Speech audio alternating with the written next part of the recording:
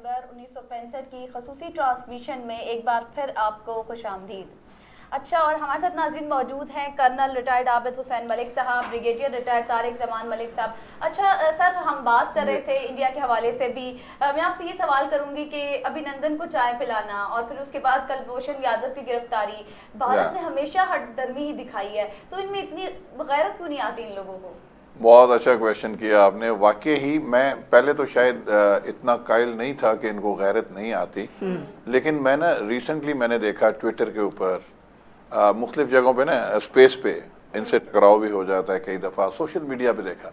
ہمیں دشمن بھی ملا نا تو اتنا کم ظرف اور بے غیرت قسم کا، سوری ٹو سے، اتنا کم ظرف ملا ہے باخدا.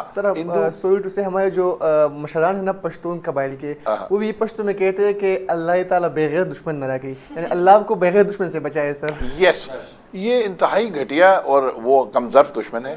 مطلب جہاں بیٹھتا ہے، مطلب دیکھیں جو تلخ حقائق ہیں، یہ ابھینندن والا آپ دیکھیں کہ آپ کے وزیر اعظم نے ڈنکے کے چوٹ پہ کہا، آپ کے آرمی چیف نے بھی کہا کہ ہم ریٹیلیٹ کرنے کا سوچیں گے نہیں، ہم ریٹیلیٹ کریں گے اگر پنگا لیا. پلوامہ کا وہ ڈرامہ بنا کے انہوں نے اٹیک کیا آپ پہ، ٹھیک ہے، اور پھر ابھینندن کی صورت میں تحفہ ایک آپ کے پاس آ گیا، پکڑا گیا، ٹھیک ہے، اور چائے بہت اچھی ہے، ٹی از فینٹاسٹک، ساری دنیا میں وہ نعرہ بھی گیا.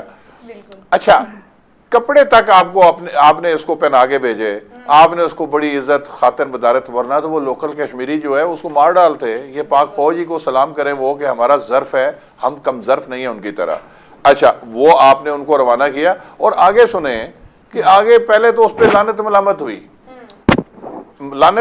ہوئی، اس کی انکوائری، اس کی آرڈر ہو گئی، اور کہ جی آپ نے کیوں ہتھیار ڈالے یا کیوں ادھر جہاز گرایا اتنا مہنگا اور کیوں پکڑے گئے، اپنے آپ کو مار ہی لیتا بدبخت، ٹھیک ہے نا. وہ ہوا، لیکن وہ ایئر مارشل کا بیٹا تھا، یعنی وہ جرنیل کا بیٹا تھا. پھر میل ملاپ ہوا، کیا ہوا، یہاں سے پتہ چلتا ہے کہ Indian army is not a professional army, میل ملاپ والی ہے. اس کو جناب مہا چکر ویر دے دیا، مطلب وہ جو نہیں ان کا. اور یہ بھی دیکھیں پاکستان آرمی کا اعزاز دیکھیں کہ نشان حیدر صرف اس کو دیتے ہیں جو بہادری کی اعلیٰ ترین داستانیں رقم کر کے اپنی جان دیتا ہے، وہ ہے نشان حیدر. انہوں نے جناب، اور یہ مہا چکر ویر ہو گئی یا وکٹوریا کراس ہو گیا، وہ زندہ کو بھی بانٹتے ہیں. آج دیکھیں آپ تعداد گن لیں، آپ نے صرف ان کو دیا جو ڈیزرو کرتے تھے، نشان حیدر. ابھینندن کو مطلب دینا یار، مطلب یہ تو ایسا ہی ہے کہ راشد مناز شہید نشان حیدر، کہ دیکھیں اس کو بنگالی انسٹرکٹر کھینچ تان کے جہاز اغوا کر کے لے جانا چاہ رہا ہے، ٹھیک ہے، اس نے پھر بھی نہیں جانے دیا، اپنی جان جانے افنی کے سپرد کر دی اور اپنی دھرتی میں گرایا. اس نے کہا ٹھیک ہے، تو جہاز کیوں لے کے جائے، مجھے کیوں لے کے جائے، میں قیدی نہیں بنوں گا. اس نے یہاں پہ گرا دیا، ٹھیک ہے. چاہتا تو وہ زندہ رہنے کے لیے چلا جاتا، تو پھر اس کو بھی پاکستان ستارہ جرأت ہی دے دیتا، نشان حیدر تو ہم زندہ کو نہیں دیتے. پاکستان ایسا نہیں ہے، ہندو بنیا ہے وہ، اس کو مہا چکر ویر بھی. اور وہ اتنی ڈٹائی سے، غزل نے بالکل ٹھیک کہا کہ ان کو شرم اور حیا نہیں آتی کہ وہ اسی ڈٹائی کے ساتھ جناب وہ ڈیفینڈ کر رہے ہیں. نہیں جی وہ بڑا اچھا تھا. آپ نے پھر دیکھا کہ اگلے دن ریٹیلیٹ کر کے دکھایا پاک فوج نے. ان کے بریگیڈ ہیڈ کوارٹر کو پتہ تھا، اس وقت اندر جنرل بھی بیٹھا ہوا تھا، جو جنرل آصف غفور نے بڑی زبردست اس کے اوپر، یہ چاہتے تو اس کو نشانہ بنا سکتے تھے.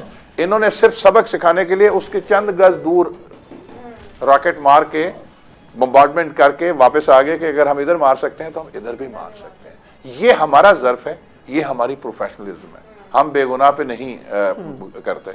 پھر دوسری بات، کلبھوشن یادو، اس خبیث کو دیکھیں کہ آپ نے ہمارے اس کے ذریعے ہمارے ملک میں اس نے تسلیم بھی کیا. ہم چاہتے تو اس کا بیان شان ریکارڈ کر کے جہنم واصل کر دیتے، ٹھیک ہے. جیسے کبھی کبھی پولیس مقابلے میں لوگ مار دیے جاتے ہیں، تو ہم چاہتے تو ہم مار دیتے کہ جی یہ آگے سے بھاگنے کی کوشش کر رہا تھا، آپ آج بھی جہنم حاصل کر سکتے تھے. لیکن ہم بڑے ظرف والے ہیں، ہم بین الاقوامی قوانین کا احترام بھی کرتے ہیں، اور ہم باظرف اور بڑے کمال کی فوج ہے، ٹھیک ہے. انکوائری اس کو پورا دیکھیں، آپ کو کونسلر تک کی رسائی اس کو آپ دے رہے ہیں، اس کے ماں باپ کو بھی، بیوی کو بھی ملنے کے لیے دے رہے ہیں. آج وہ آپ کے گن گا رہا ہے، ٹھیک ہے. اور اب وہ پتہ کیا، میں اس پہ اسپیس پہ دیکھ رہا تھا انڈین چینل پہ، کہ جی وہ دیکھیں پاکستان نے شاید اس پہ کوئی جادو کر دیا ہے.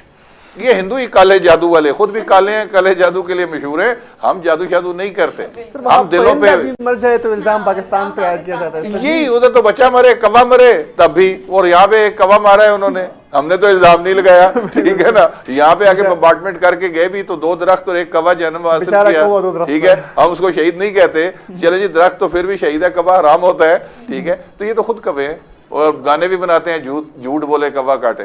ان کو کوا کاٹے نا، ٹھیک ہے، تو پھر ان کو سمجھ آئے گی.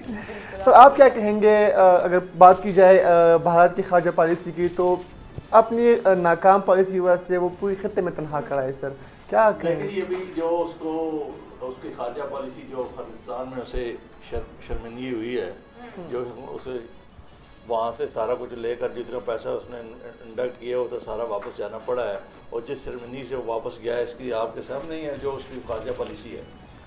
اس نے ایک ٹرائکا بنایا ہوا تھا اسرائیل اور امریکہ کے ساتھ بنا کر اس خطے میں اپنی نمبرداری قائم کرنا چاہتا تھا، جو کچھ شدید ناکامی ہوئی ہے، اور وہ کسی حال نہیں ہے. اور اس کو وہ دیکھ رہے ہیں کہ ہم اس کو کیسے ہم ریکور ہوں، اس جو شرمندگی ہے اس سے کیسے ہم باہر نکل سکیں. ابھی تو انڈیا کا وہ حالات ہے. اللہ تعالیٰ نے پاکستان پر وہ کرم کیا ہے جو ہماری سوچ سے باہر ہے. جو ہماری ایک تو فوج نے وہ جس طاقت سے، جس جرأت سے، جس ہمت سے، جس حوصلے سے وہ ملک کا دفاع کر رہی ہے، لیکن اللہ تعالیٰ کی جو کرم ہے وہ بھی شامل حال ہے کہ اللہ تعالیٰ نے ایسے حالات سازگار بنائے پاکستان کے لیے کہ وہاں پر ہم نہیں سوچ سکتے کہ طالبانوں کی اس طریقے سے وہاں پر حکومت آ جائے گی، اور اس طریقے سے وہ کامیابی اللہ تعالیٰ انہیں دے گا جو آج ان کو ملی ہے، جس میں امریکہ بھی اپنے شرمندگی سے کہیں کا نہیں رہا، اور انڈیا تو اس سے بھی اب بدتر حالت میں چلا گیا. تو ہندوستان کی خارجہ پالیسی میں نہیں سمجھتا کہ اس کی کوئی اس میں کامیابی اسے حاصل ہوئی ہے. نہیں، بڑا اچھی بات کی صاحب نے کہ اب وہ خطے میں تنہا ہو گیا. ذرا غور کریں، دیکھیں نا، آپ دیکھیے انڈیا نے اس پہ بہت امریکہ نے انڈیا پہ بہت انویسٹ کیا تھا. مطلب ہے کہ ان کو تیار کر کے گیا تھا علاقے کی ٹھیکیداری اور جاگیرداری یا سپر پاور بنانے کے لیے. ٹھیک ہے نا، اور اس میں ان کو بے پناہ سپورٹ دی. اشرف غنی کے ساتھ ان کو سارا مطلب پپٹ ان کے حوالے کر کے گیا امریکہ، اور ان کا خیال یہ تھا، امریکہ پلان کر کے یہاں سے ودرا کر کے گیا. ان کا خیال یہ تھا کہ ہم چلے جائیں گے، انڈیا یہاں پہ سنبھالے رکھے گا. ان کا پورا عمل دخل تھا نا جی، بلوچستان کے ذریعے آپ کے ملک میں دہشت گردی وہ کر رہے تھے. اور ابھی آپ دیکھیں کہ وہ جو چند ہفتے پہلے وہ داسو میں جو چائنیز پہ اٹیک ہوا، وہ گاڑی کے سارے سرے کھرے مل گئے، نشان مل گئے کہ وہ افغانستان سے آئی تھی. ٹھیک ہے، اور را اور این ڈی ایس اس میں پلاننگ میں شامل تھا. تو یہ سارا تو وہ کر رہا تھا، اور امریکہ کا خیال یہ تھا کہ انڈیا یہاں سے ہم لوگ نکلیں گے تو انڈیا سنبھالے رکھے گا، پاکستان میں سول وار کریٹ کرتا رہے گا خدا نخواستہ، اور ادھر سے چائنا کو بھی یہ ذکر پہنچاتے رہیں گے، اور پلس ایران اور یہ شیعہ سنی فسادات یہ بھی کراتے رہیں گے. یہ ان کا پلان تھا. اب وہ ان کے توقعات پہ بالکل پورا نہیں اترا، ریت کی دیوار ثابت ہوئے. ادھر اشرف غنی بھاگا، اس کی فوج بھاگی، ادھر انڈیا بھاگ گیا، اور آج وہ واویلا مچا رہے ہیں، رو رہے ہیں کہ جی ہمارا کوئی نام ہی کیوں نہیں لے رہا. ایک ٹی وی چینل پہ وہ اینکر چیخ کے کہہ رہی ہے، اب یہ اینکر ہیں ماشاءاللہ، آپ ہیں، آپ بڑے اچھے بولتے ہیں، آپ چیخ کے نہیں بولتے. وہ جھوٹا آدمی ہے نا، وہ چیخ کے بولتا ہے اندر کا خوف مٹانے کے لیے. وہ چیخ کے کہہ رہی ہے کہ آج ہمارا وہاں کوئی نام نہیں لے رہا، ہم اکیلے ہو گئے، ہم تنہا ہو گئے. اور جنرل بخشی جیسا ہو مونچھوں والا، وہ لگتا ہے مونچھاں تے زور تے جنرل بنے ہیں، مطلب سوری ٹو سے کہ وہ مونچھوں والا جو ہے وہ کہتا ہے کہ کیوں کوئی نام نہ لے. ویسے پہلی دفعہ اس نے پنجابی میں کہتے ہیں چج کی بات کی. ٹھیک ہے نا، پہلی دفعہ اس نے کہتا ہے کیوں کوئی نام لے آپ کا.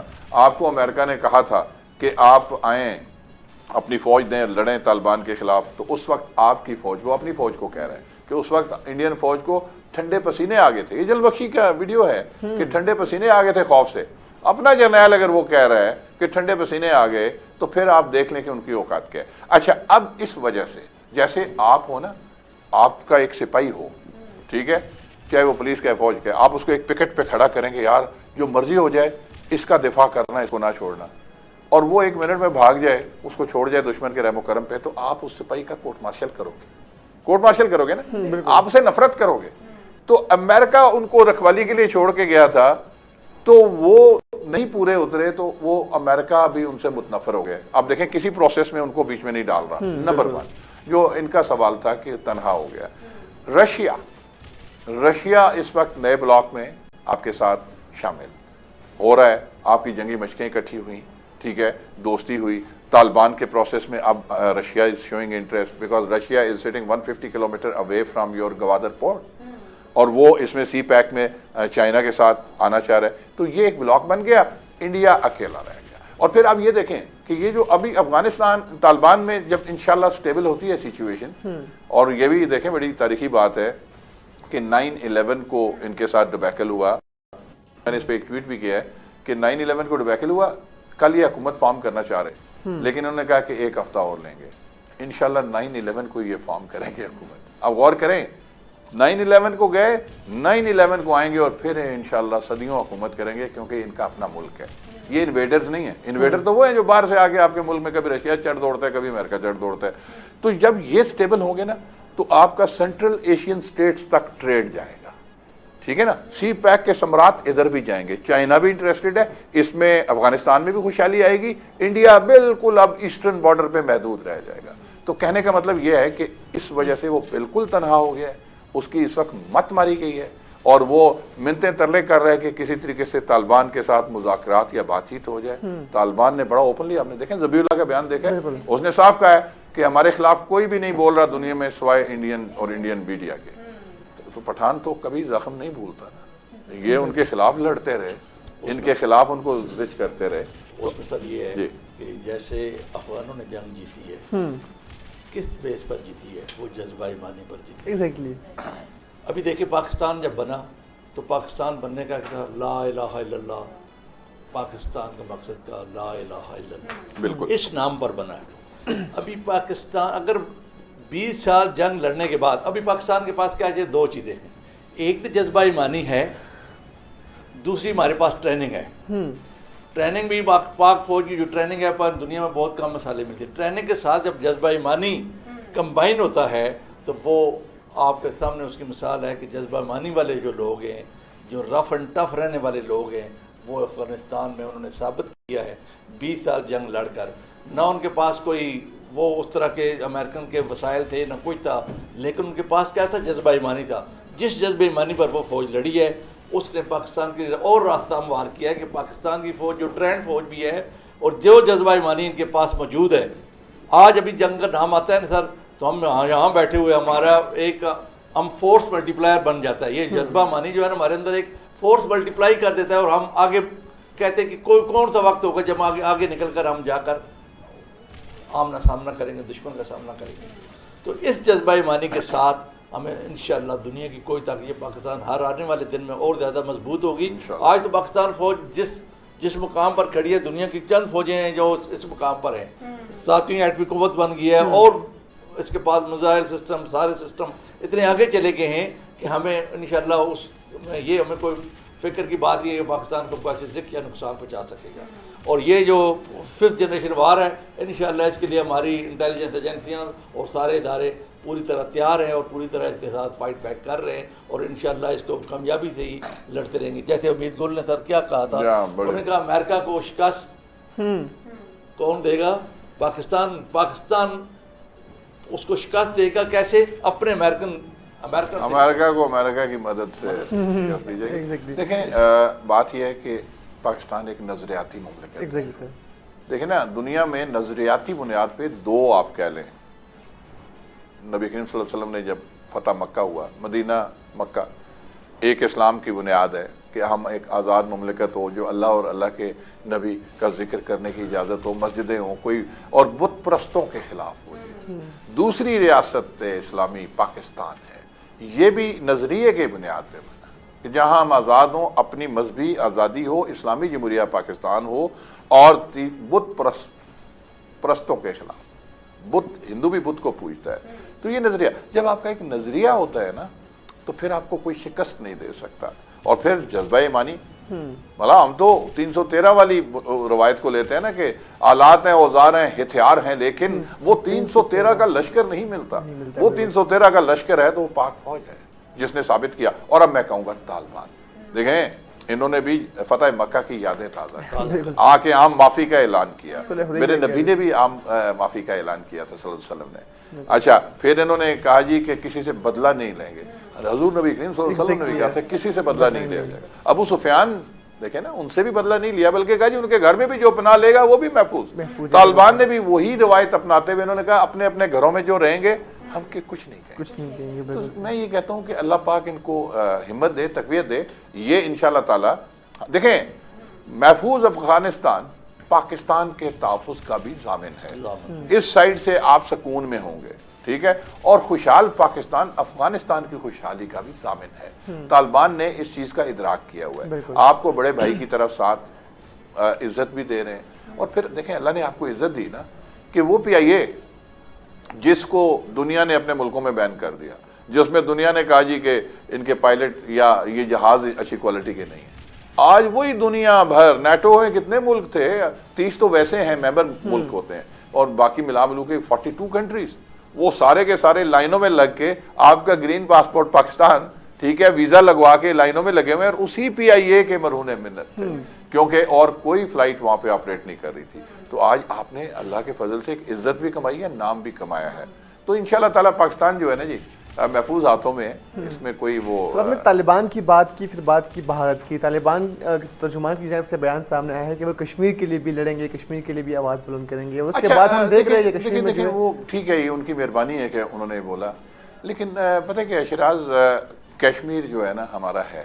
بالکل سر. دیکھیں نا یہ گلوبل ڈائنامکس ایسی ہوتی ہے کہ ہر ملک کو پہلے تو اپنا ملک ماں است, ہر ملک ماں است والی بات تو ٹھیک ہے, لیکن جو آپ کا اپنا ملک ہے اس کی انٹرسٹ سب سے پہلے ہوتی ہے, ٹھیک ہے. اور کشمیر جو ہے وہ بے شک یہ ہمارا درد سر ہے اور انشاءاللہ اگر یہ ہم آزاد کرائیں گے تو ہم کرائیں گے. ان کی مہربانی ہے, ان کا جذبہ ہے, لیکن بات پتہ ہے کیا ہے, اب جیسے میں نے پہلے کہا تھا کہ کنونشنل وار کا اب وہ زمانہ نہیں رہا, اب سائی آفس. اب انڈیا اس طرف سے ایسا ٹوٹا ہے کہ اب ہماری 2 ڈویژن فوج جو یہاں پہ لگی ہوئی تھی ویسٹرن بارڈر پہ افغانستان کے ساتھ, یہ اٹھا کے آپ خالی سامنے کھڑا کر دیں نا, ٹھیک ہے نا, خالی کھڑا کر دیں. دیکھیں مسلمان عددی برتری میں کبھی بھی ہندو سے زیادہ یا کافر سے زیادہ نہیں ہوا, لیکن اللہ نے کہا ہے ایک مسلمان 10 پہ بھاری ہے. 65 کی جنگ میں جیسے کرن صاحب نے بڑے خوبصورت سٹیٹسٹکس دیے, آپ نے 12 مارے, ہمارا ایک شہید ہے تو ان کے 12 جنم حاصل ہوئے. تو اس طریقے سے اگر یہ 2 ڈویژن فوج وہاں پہ جا کے آپ خالی موبلائز کرتے ہیں تو انڈیا کی ماں مر جاتی ہے, وہ پریشر میں آ جاتا ہے, وہ نیگوسیشن ٹیبل پہ آ جاتا ہے. اور پھر دیکھیں نا وہ جو ٹکڑا ہوتا ہے نا ملک کوئی بھی, وہ بیسیکلی سائی آفس کے ذریعے ہوتا ہے. انڈیا ویسے ہی ہوتا جا رہا ہے. ادھر سے یہاں پہ جدوجہد آزادی ہے کشمیر وہ زور پکڑتی ہے, مقبوضہ کشمیر. ادھر سے پاکستان کی مارل سپورٹ اور کچھ چیزیں ہم یہاں پہ شاید بات نہیں کر سکتے, کچھ انٹرنل سپورٹ آپ کو ظاہر ہے وہ ہمارا حصہ ہے, ٹو ٹنگ ہے ہمارا, تو اس لیے وہ ملتی ہے. کشمیر انشاءاللہ آزاد کرائے گا پاکستان, کرائے گا پاک آرمی کرائے گی, کنونشنل وار کی ضرورت بھی نہیں پڑے گی. ہاں طالبان کی بڑی مہربانی ہے, آئی سلیوٹ دیم کہ جو انہوں نے بولا, وہ ان کا خالی بڑک ہی جو ہے نا انڈیا کی ماں مارنے کے لیے کافی ہے. ان کی اماں مر چکی ہے, وہ خوفزدہ ہے انڈیا اس پہ. اچھا سر, 6 سپتمبر 1965 کو جس طرح پاکستان نے بھارت کو دھول چٹائی تھی, اب آپ کیا سمجھتے ہیں, کیا دوبارہ بھارت جو ہے وہ لاہور میں ناشتے کی خواہش کرے گا؟ نہیں, میرا نہیں خیال, یہ اب تو اپنے باپ دادا کی توبہ کر چکا ہے, ٹھیک ہے نا. ناشتے کی اب خواہش جو ہے نا وہ بالکل دم توڑ چکی ہے, وہ کر نہیں سکتا. کیونکہ اس وقت آپ یہ دیکھیں, ایک ریجمنٹ, ایک بٹالین یا 2 بٹالین, آج ایک پوری کور لاہور میں بیٹھی ہوئی ہے, پوری کور, جس میں 2 سے 3 ڈویژن ہوتے ہیں, ٹھیک ہے. پھر اس کے بعد آپ کے پاس لیٹسٹ اکوپمنٹس ہیں, دنیا جہان کا اتحاد. آج تو ان کا ایئر بیس سے طیارہ اٹھے گا نا تو اس سے پہلے آپ کا ریڈار آپ کو بتا رہا ہوگا. اس وقت وہ دندناتے ہوئے آ جاتے تھے. تو ہم تو 71 کی جنگ میں بھی چھوٹے تھے ہم, لیکن یہ ہے کہ ہم دیکھتے ہوتے تھے کہ جناب وہ GHQ ادھر بھی آ کے بمبارٹمنٹ کرنے کی کوشش کر رہے ہوتے. ہمارا گھر GHQ کے نزدیک ہی تھا, تو ہم چھت پہ چڑھ کے نا شوق سے, جب آپ کی اینٹی ایئر کرافٹ گنیں تو جیسے فائر ورکس نہیں ہو رہا ہوتا, ہم شوق سے دیکھ رہے ہوتے, تو والدہ کے نیچے نیچے آؤ, مورچے میں آؤ, یہ وہ جذبہ تھا. اچھا اب جو ہے نا ایسا, اول تو کنونشنل وار کا جیسے میں نے کہا کہ انڈیا کبھی سوچ بھی نہیں سکتا, رسک بھی نہیں لے سکتا, لیکن اگر لے گا تو لاہور سے نہیں لے گا. یہ میں آپ کو بتاؤں, لاہور ان کے لیے کلنک کا ٹیکہ بن چکا ہے. اگر آپ کے پاس ٹائم ہے تو میں ایک بڑا دلچسپ واقعہ بتاتا ہوں کہ میجر عزیز بٹی شہید نشان حیدر, انہوں نے تو BRBL پہ روکا نا, بڑی گمسان کی جنگ BRBL پہ, لیکن اس سے آگے بھی علاقہ پٹھانا تک تو ہمارا تھا, ٹھیک ہے. آگے اسے برکی بڑھانا، یہ اڈیارہ ڈرین اس سے آگے آتی ہے، یہ BRBL ہے، اڈیارہ اس سے آگے ہے۔ اچھا انہوں نے یہ کیا کہ پاک فوج اس وقت ایکسپیکٹ ہی نہیں کر رہی تھی، آپ نے مورچے بھی اس طرح نہیں بنائے ہوئے تھے۔ عزیز بھٹی کو اصل ٹاسک سونپا گیا تھا کہ تم نے لاہور کا دفاع، یہ آخری لائن تھی جہاں پہ لاہور کا دفاع کرنا تھا، کہ آپ نے مارو یا مر جاؤ، یہاں سے انچ آگے نہیں آنے دینا۔ لیکن ریئیکشن ٹائم کم تھا، اس کو ٹائم چاہیے تھا عزیز بھٹی شہید کو کہ مورچے شورچے اپنے آپ کو پوزیشن تو کر لیں۔ تو ایک میجر شفقت بلوچ تھے جی ان کی یونٹ کے، بعد میں ہی retired as a lieutenant colonel Shafqat Baloch, ستارہ جرت SJ ملا ان کو، زندہ کا سب سے بڑا ایوارڈ۔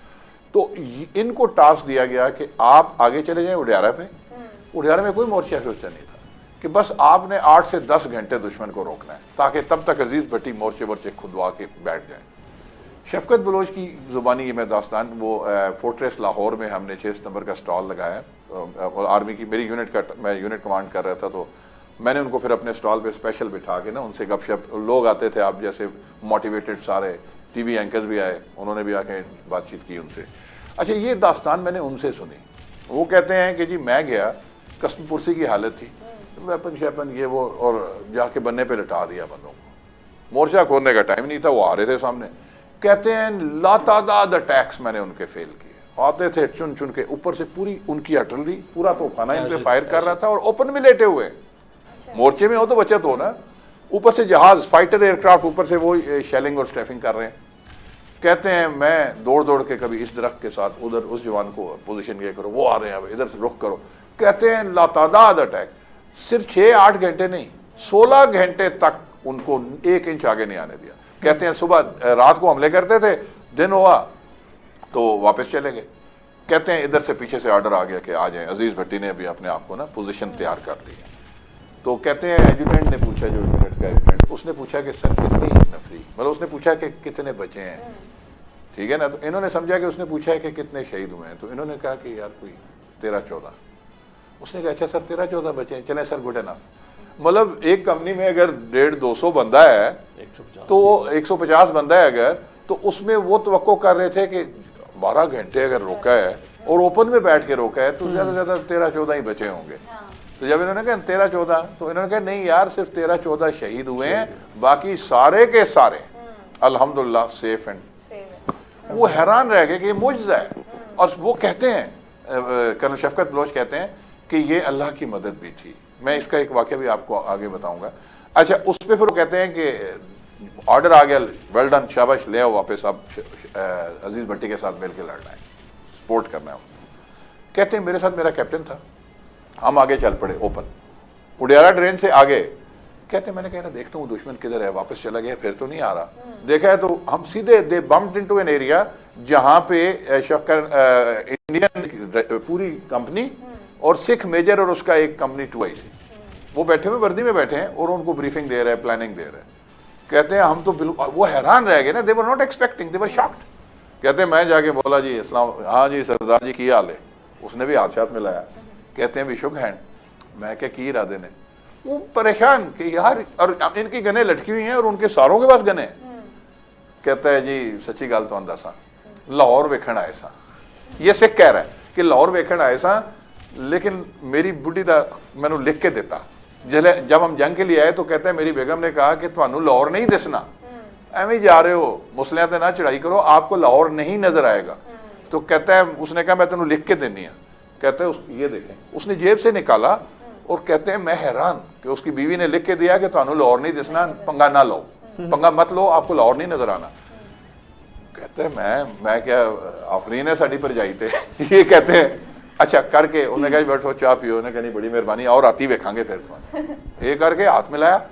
کہتے ہیں کہ میں چلا، ہم نے پیٹ کی، اور ابھی کئی 100 گز پیدل جانا تھا، اور وہ جنگ ہے، کہتے جنگ میں۔ کہتا ہے میرا کمپنی 2IC کہتا ہے سر پیچھے سے گولی ماریں گے، تو مطلب یہ کہ ہم کوئی، اس نے کہا ہندو میں اتنی جرأت نہیں ہے، یہ گولی نہیں مارے گا۔ دیکھ اتنے پریشر میں آئے ہوئے تھے، they didn't say anything، اور یہ واک کرتے کرتے واپس پھر زندہ تھے، غازی تھے۔ تو کہنے کا مطلب یہ ہے کہ اس میں نا اللہ کی مدد، دشمن کی آنکھوں پہ پردہ پڑ جاتا ہے۔ میں آپ کو ایک واقعہ بتاتا ہوں، یہ نوائے وقت کے بڑے سینئر ایک صحافی تھے، میں نے بعد میں ان کا آرٹیکل کہیں پڑھا، اور ابھی پچھلے دنوں بھی پڑھا، فوت ہو گئے ہیں۔ وہ کہتے ہیں کہ جب پاکستان اور انڈیا کی جنگ لگی 65 کی، تو میں اسے 1-2 دن پہلے عمرے پہ گیا. کہتے ہیں کہ عمرے کے دوران نا میں عبادت کر کے ایک مسجد کے پلر کے ساتھ یوں ٹیک لگا کے بیٹھا ہوا تھا تو میری آنکھ لگ گئی. تو کہتے ہیں میں نے خواب دیکھا کہ حضور نبی کریم صلی اللہ علیہ وآلہ وسلم تیزی سے نکلتے ہیں اور ایک گھوڑے پہ سوار ہوتے ہیں. تو کہتے ہیں میں خواب میں ہی نا دوڑتا ہوا گیا, لگامیں پکڑی, حضور کدھر کا ارادہ ہے؟ تو آپ صلی اللہ علیہ وسلم نے فرمایا کہ تمہیں پتہ نہیں ہے انڈیا نے پاکستان پہ حملہ کر دیا. یہاں میرے اللہ کا نبی آ کے, اور فرشتوں کی بھی پھر یقیناً مدد آئی ہوگی. یہ نہیں ہے, یہ اللہ جو آپ سچ پہ ہوتے ہیں نا, حق سچ پہ ہوتے ہیں, اللہ اور اللہ کا نبی آپ کے ساتھ ہے تو پھر آپ کو ڈر کا ہے. اسی لیے ہمارے جوان سینہ چوڑا کر کے جا کے لڑتے ہیں. بلکہ ایک ان کے اسکواڈ لیڈر کا سر, انہوں نے لاہور پہ جب حملہ کیا تو 150 بامب شیلز گرانے کی کوشش کی راوی برج کے اوپر. راوی برج پیچھے ہے, وہ اس لیے کہ پیچھے سے ہماری کمک یا ری انفورسمنٹ کی رسد کی نا وہ کاٹ دی جائے. تو انڈین اسکواڈرن لیڈر کا میں بیان پڑھ رہا تھا, کہتے ہیں, اور بعد میں ریٹائر ہوا as a air commodore, brigadier retire ہوا ان کی. کہتے ہیں میں نے 16 سارٹیز 16 ٹائمز تو میں گیا ہوں. میرا ٹارگیٹ تھا کہ راوی برج کو اوپر سے بم مار کے شیل مار کے توڑنا ہے. کہتے ہیں میں 16 دفعہ گیا, میں ایک برج کو مارتا تھا وہ ڈیمیج ہو جاتا تھا. میں واپس موڑنے لگتا تو دیکھوں ایک اور برج کھڑا ہے, میں اس کو ڈیمیج کروں ایک اور برج کھڑا ہے. کہتے ہیں میں نے ہر 16 دفعہ میں کئی برج توڑ کے آیا ہوں لیکن راوی برج انٹیکٹ تھا. یہ اللہ کی مدد تھی. تو میں یہ کہتا ہوں کہ جہاں اللہ کی مدد آ جائے, غزوہ بدر میں کیا تھا؟ اللہ کا وعدہ تھا کہ فرشتے آئے, مدد کے لیے آئے. غزوہ احد میں آئے, اور جب نبی کریم صلی اللہ علیہ وسلم نے بشارت دی تھی کہ مشرق سے ٹھنڈی ہوائیں آ رہی ہیں اور یہیں پہ اسلام اللہ کے نام پہ بننے والی ریاست تو یہی ہے, اور جس میں غزوہ ہند, غزوہ تو وہ ہوتا ہے جس میں آپ نبی کریم صلی اللہ علیہ وسلم خود جا کے شرکت کرتے ہیں, ٹھیک ہے نا. تو باقی تو جنگیں تھیں, اور غزوہ ہند ہے تو اس کا مطلب اللہ کے نبی کی نظر ہے ادھر, اور آئیں گے. اور انشاءاللہ یہ انڈیا میڈیا کچھ بھی نہیں رہے گا. آپ یہاں سے اٹھیں گے, ایک آندھی اٹھے گی اور دنیا کو پتہ چلے گا کہ پاکستان کیا ہے. سر ستمبر کی جنگ میں ان کو سر شکست سے دو چار ہوئے سر, اس کے باوجود بھی ابھینندن کو یہاں بھیجنا, اس کے پیچھے کیا وجوہات تھے سر؟ دیکھیں, دنیا کے ساتھ تھوڑا سا چلنا ہوتا ہے. انٹرنیشنل وہ انٹرنیشنل کورٹ میں بھی چلے گئے, اور کئی جگہ غلط فہمیاں بھی پھیلائی گئیں کہ پاکستان نے شاید اس کو واپس کر دیا ہے یا واپس کر دینا ہے. ایسا نہیں ہے. اس کو سزائے موت تو ملٹری کورٹ کی طرف سے غالباً دی گئی تھی, ایسے ہی نا, جس پہ انہوں نے شاید وہ اپیل شپیل اور یہ وہ سارا. چلیں جی, سول کورٹ بھی دے, انٹرنیشنل کورٹ بھی, کیونکہ اس نے تسلیم کیا ہے کہ میں نے اتنے دھماکے کیے ہیں, اتنے لوگ پاکستانی میں نے شہید کیے ہیں, ٹھیک ہے, نقصان پہنچایا ہے. تو وہ تو ایک جنگی مجرم بھی ہے, اس کو کسی صورت میں چھوڑنا تو کسی صورت میں مناسب بھی نہیں, اور نہ ہی چھوڑیں گے.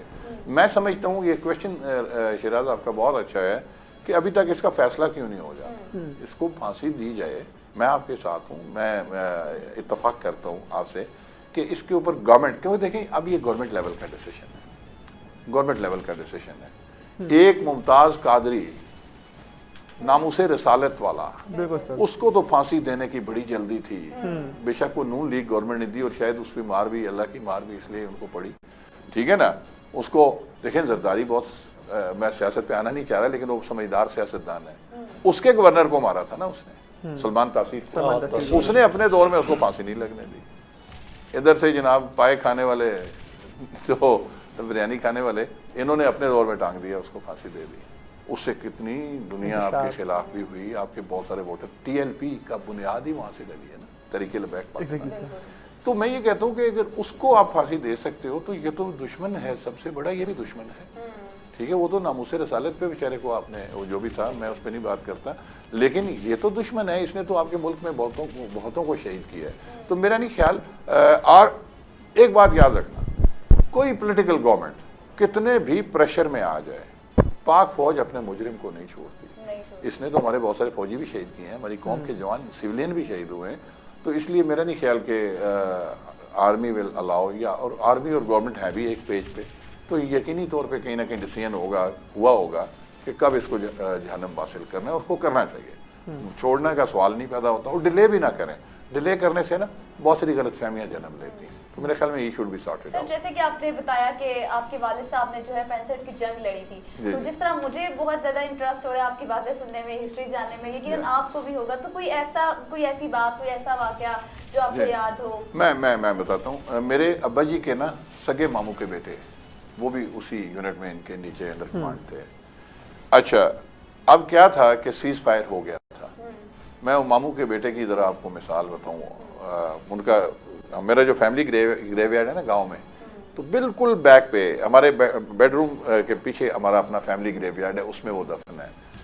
تو ابا جی کہتے ہیں کہ وہ ہو گیا, سیز فائر ہو گیا تھا, اور میں درختوں کی اوٹ میں کھڑا تھا. تو یہ اس وقت چل رہے تھے نا, مطلب ایک لائن کے اوپر, انڈیا بدبخت دشمن ہے, گھٹیا دشمن ہے. سیز فائر کے بعد بھی انہوں نے آ کے ہم پہ حملے کیے, ادھر سے رو کے معافیاں مانگ کے امریکہ سے کہہ کے آپ سے جنگ بند کروائی, اور پھر آگے آپ پہ اٹیک بھی کر رہے ہیں. جبکہ مسلمان جو ہے نا, جب دشمن وار روک لے, تو حضرت علی رضی اللہ تعالیٰ عنہ کی مثال دیکھیں کہ وہ ایک جس کو 1000 مرد کہتے تھے, غزوہ خندق میں وہ خندق کراس کر کے آ گیا, ٹھیک ہے نا, وہ بہت بھاری بھرکم وہ تھا. تو اس نے آ کے کہا جی کوئی ہے نکالنے میرے سامنے. تو حضور صلی اللہ علیہ وسلم وہاں پہنچ گئے. اس 10-12 لوگ اس وقت وہ کراس کر کے, جس میں اکرمہ بن ابو جہل, بعد میں اکرمہ رضی اللہ تعالیٰ عنہ, خالد بن ولید کے ساتھ انہوں نے اسلام قبول کیا تھا, یہ بھی کراس کر آئے تھے. تو اس پہ انہوں نے کہا کہ جی آپ اس کو کریں, مجھے میرے مقابلے میں کوئی جوان مرد لاؤ. تو حضور نبی کریم صلی اللہ علیہ وسلم نے حضرت علی رضی اللہ تعالیٰ, وہ بچے تھے بالکل اس وقت, انہوں نے کہا علی آؤ تم مقابلے میں. وہ ہنسنے لگ گیا. وہ پہاڑ تھا پورا, وہ 1000 مرد, یعنی وہ کہتے تھے 1000 پہ وہ بھاری ہوتا تھا, پہلوان بھی تھا, جنگجو بھی تھا. تو انہوں نے کہا جی کہ میرے مقابلے میں بچے کو اتار رہے ہو, کوئی اور بڑا لے کے آؤ. تو میرے نبی کریم صلی اللہ علیہ وسلم نے فرمایا کہ نہیں, یہ تمہارے لیے کافی ہے. تو اس نے نا تلوار سے وار کیا. جب وار کیا تو وہ گھوڑے پہ اور یہ زمین پہ تھے. تو انہوں نے بچ کے 2-3 دفعہ اس کے وار بچائے, اور پھر اس کو تلوار سے نہیں مارا, جکڑ کے اس کو زمین پہ اتارا. اب دست بدستی کشتی ٹائپ شروع ہو گئی, ٹھیک ہے نا. تلوار اس کے ہاتھ سے بھی گر گئی, ان کی بھی تلوار گر چکی تھی, اس کی تلوار لگ گئے تھے. تو آپ رضی اللہ تعالیٰ عنہ نے اس کو زمین پہ گرا کے اپنا تلوار یا خنجر لے کے اس کو مارنے لگے, تو اس نے منہ پہ تھوک دیا تھا. آپ نے غصے سے منہ صاف کر اٹھ کے کھڑے ہو گئے اور کہتے ہیں جا معاف کیا. اس نے کہا کہ یہ کیوں, میں نے تو تمہیں تھوکا بھی ہے اور تم تو میرے پہ غالب تھے, آپ تو مجھے مار سکتے تھے. تو آپ رضی اللہ تعالیٰ عنہ نے فرمایا کہ نہیں, پہلے میں تمہیں مار رہا تھا اللہ کا دشمن سمجھ کے, کافر سمجھ کے, اب تم نے تھوکا ہے تو میرے اندر انتقامی جذبات اوید کر رہے ہیں, اب میں ماروں گا تو یہ ذاتی قتل ہوگا. I don't want to do that. یہ ہماری اسلاف کی روایات ہیں, ٹھیک ہے, یہ روایات ہیں. تو ہم لوگ تو جب کوئی ہتھیار ڈال دے یا جنگ بندی ہوگی تو پھر تو اچھا وہ کہتے ہیں کہ جنگ بندی ہو گئی تھی اور یہ کہیں چل رہے تھے, تو میرے ابا جی کہتے ہیں میں درختوں کے سائے میں تھا, میں نے کہا ادھر آ جا نیچے. تو انہوں نے کہا جی جو میرے لیے گولی لکھی ہے وہ لکھی ہے. تو انڈین ایئر کرافٹ کی شیلنگ سے نا وہ شہید ہوئے. تو میرے والد صاحب کہتے ہیں کہ دوران جنگ امانتاً دفن کرنا پڑتا ہے, لیکن پھر اپنے کمانڈر سے انہوں نے کہا کہ میرے سگے ماموں کا بیٹا ہے, تو اگر میں نہیں بھیجوں گا تو مجھے گاؤں میں کوئی گھسنے نہیں دے گا. تو پھر میرے ایک چچا بھی, سگے چچا بھی ادھر والد صاحب کے ساتھ لڑ رہے تھے.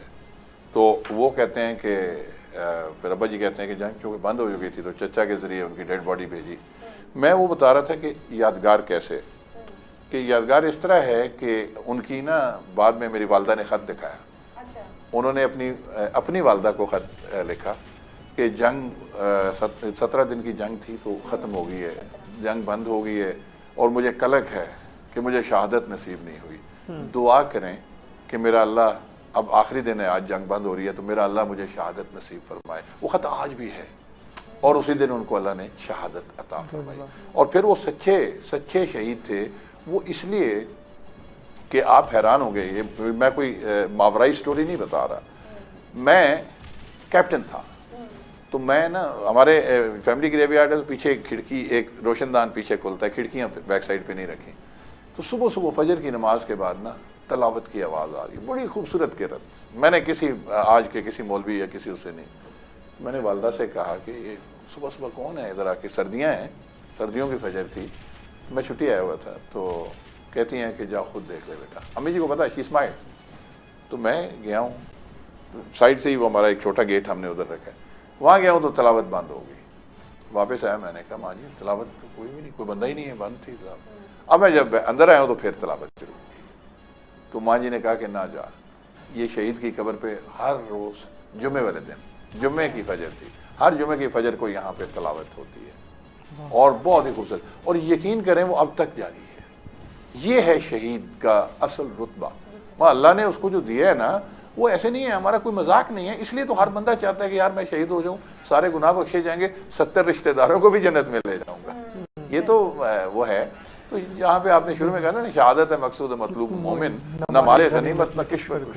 बिल्कुल आपने बहुत अच्छी बात है कि सर आप भी सब आपकी तरफ आएंगे। आपको अगर किस तरह का कोई वाक़या हो शहादत का, या आपने जो कुछ देखा है, अगर आपसे हमें आगाह कर दे तो।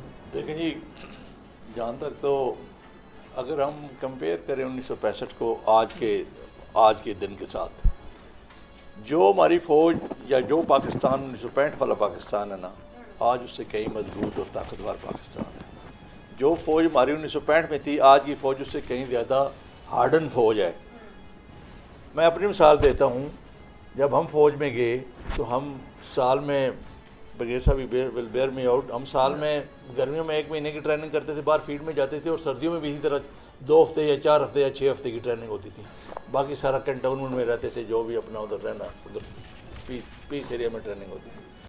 आज की फ़ौज जो है, पिछले 20 सालों से जो दहशतगर्दी की जंग लड़ रही है, इसमें सारी की सारी पूरी आर्मी हमारी फील्ड में है, सारी हार्डन ट्रेनिंग कर रही है, सारे वार लाइक सिचुएशन में रह रही है, वार लाइक इन्वायरमेंट में अपनी ज़िंदगी गुजार रहे हैं। हमसे कहीं ज़्यादा ताकतवर है और मजबूत है। जो हम ये समझते थे कि जब हमारी जो ट्रेनिंग है उससे इनकी ट्रेनिंग कहीं ज़्यादा है, उस जज्बा ईमानी के साथ, और ना उन किसी में जज्बा ईमानी की कमी आई है। आपने ये देखा होगा, ये जो पीरियड आया है जब तालिबानों की जंग हुई है, जिसमें तालिबान लड़े हैं, ये इस्लामी रिवाइवल वाला पीरियड था। इस्लाम का रिवाइवल आया है, इसमें जो कमियां थी उनको पूरा किया गया और आगे बढ़िए, और इस्लामिक कंसेप्ट उसमें आया है। आपने देखा होगा, आज हमारे यंग नौजवान अगर 4 होंगे, 4 में से 3 ने दाढ़ियाँ रखी हुई हैं, इस्लामिक उनका है ट्रेंड है, और 1-2 ने नहीं रखी हुई। आप देख लें अभी ओवरऑल।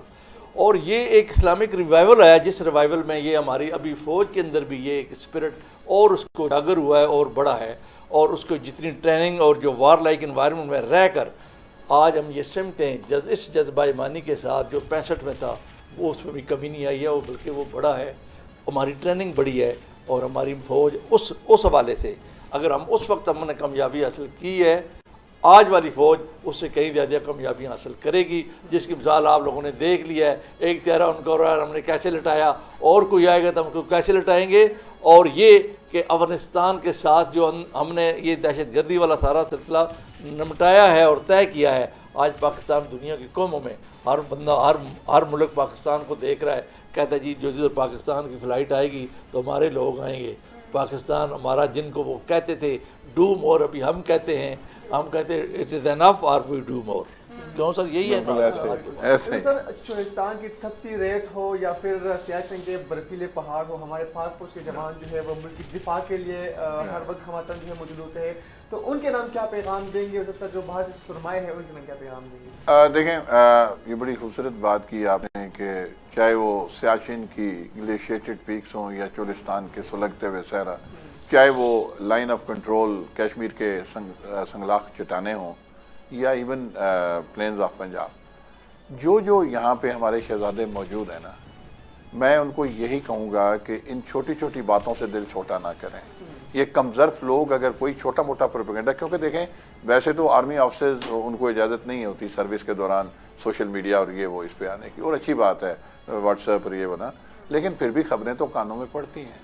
एक जवान गांव से छुट्टी जाता है, छोटी सी एक जो सिपाही गांव से छुट्टी जाता है, वो जाके अपने कप्तान को कहे कि सर जी वो मेरे वो व्हाट्सएप पे यार दोस्त थे, वो कहते थे कि जी ये देखें फ़ौज में ये है वो है फलां है, फ़ौज के ख़िलाफ़ नवाज शरीफ या फलाना बयानिया दे रहा है, तो फिर वो ऑफिसर उसको बेचारा बड़ी मुश्किल से शांत करता है कि नहीं यार ऐसा बकवास है, हमारा फ़र्ज़ ये है। तो मैं कौम के इन मुहाफ़िज़ों को यही सलाम, और ये एक तो सलाम पेश करता हूँ, खराज तहसीन पेश करता हूँ, और दूसरा मैं उनको यही पैगाम दूंगा कि इन छोटी बातों से दिल खोटा ना करें, آپ کے ویٹرنز، آپ کے ریٹائرڈ فوجی بھی، جیسے آج ایک چینل نے مطلب اتنا جذبہ ہے آپ کے ساتھ محبت دکھائی ہے، وہ کسی جگہ پہ بھی ہیں، وہ آپ کے دفاع کے لیے، آپ کی آرمی، ہماری آرمی کی ریپوٹیشن کے لیے، اپنے ملک کی بقا کے لیے آج بھی ہم وردی پہننے کے لیے تیار ہیں۔